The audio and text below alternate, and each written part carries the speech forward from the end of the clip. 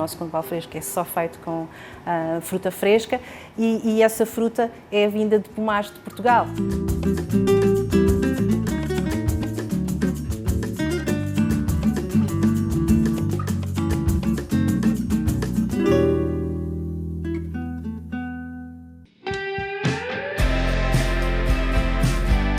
O compal fresco é um sumo acabado de colher, é assim que nós vamos comunicar com o consumidor e, na verdade, o que nós queremos é que as pessoas provem esta experiência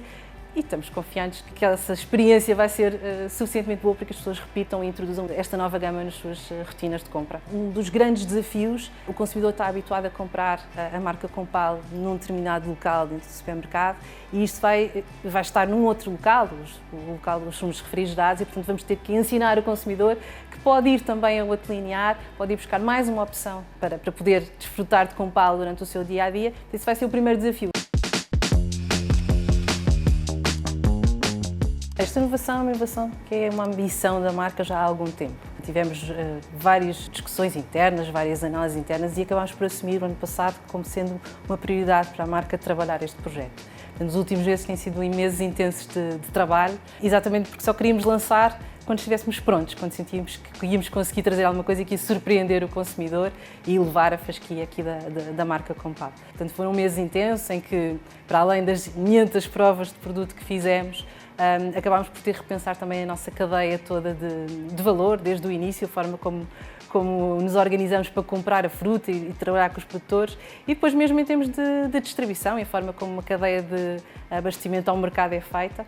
Este produto, sendo um produto refrigerado, exige exatamente uma cadeia diferente daquela que normalmente Compal exige e, portanto, foram vários meses intensos de trabalho com a área logística, a área de compras, a área de desenvolvimento, com a área comercial, necessariamente,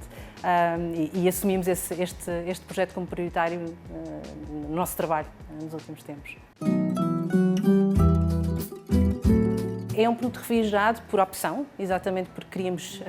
chegar a esta máxima que o consumidor nos pede de tentarmos chegar o mais próximo possível do sumo acabado de fazer lá em casa, né, com a fruta acabada de colher e espremida. E quando fomos atrás disso, começámos a perceber que tínhamos que rever algumas coisas e, nomeadamente, na forma como produzíamos o nosso sumo. Introduzimos aqui uma tecnologia nova que nunca tínhamos usado na nossa marca e nas nossas gamas,